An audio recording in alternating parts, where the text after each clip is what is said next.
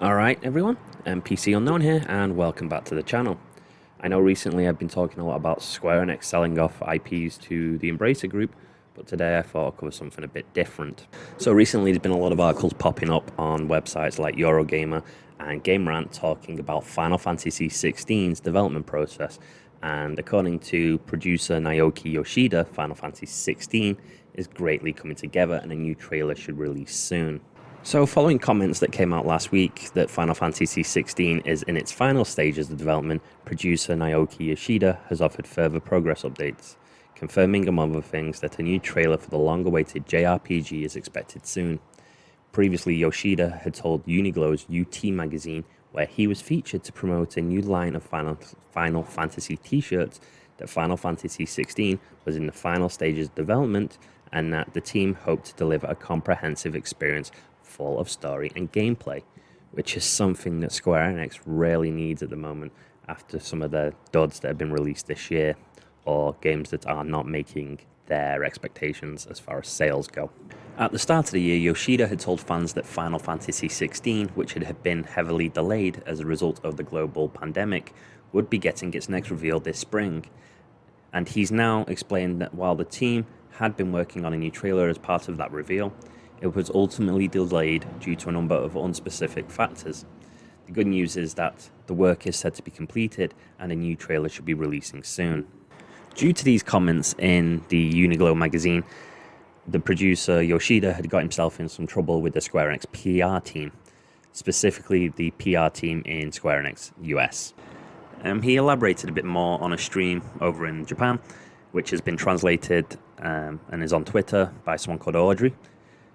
He talks about how Uniglow and Square Enix had this collaboration going on for celebrating Final Fantasy series from Final Fantasy 1 all the way through to Final Fantasy 16. And since he's working on Final Fantasy 16, thought he'd talk a little bit about the game. Little did he know that little bit of information he gave would become such big news. He says the American marketing PR team for Square Enix got mad at him and he was just trying to mind his own business and working during Golden Week, which is a couple or 3 or 4 public holidays in Japan that are quite close together at the end of April and beginning of May. And he got what he describes as a cold email stating, it just said something like, "Did you really need to comment about the game? If you did, then why couldn't we have collected a bit more information? What would you like us to do?"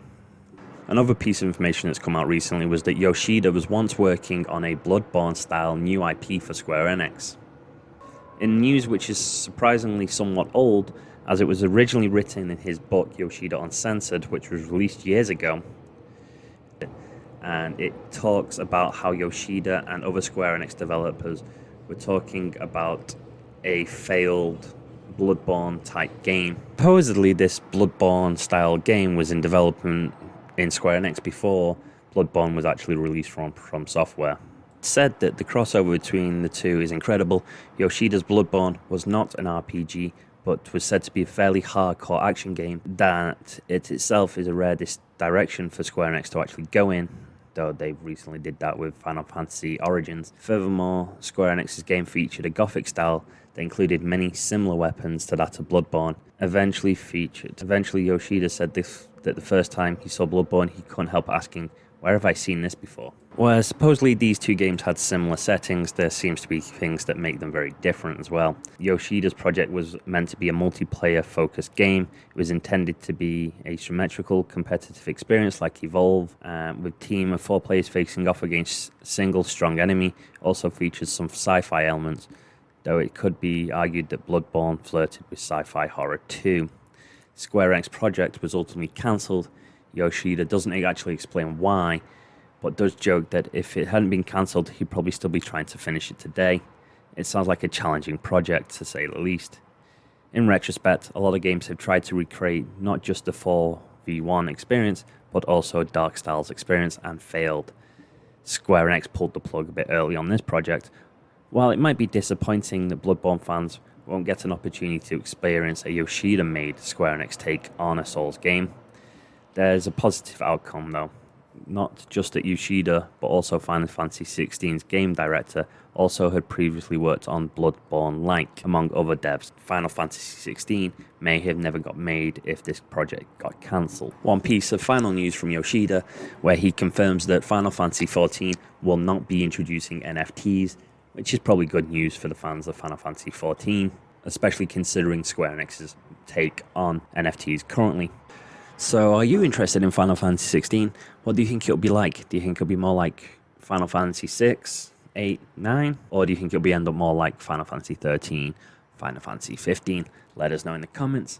Thank you very much for listening and watching this video. From me to you, this video is game over.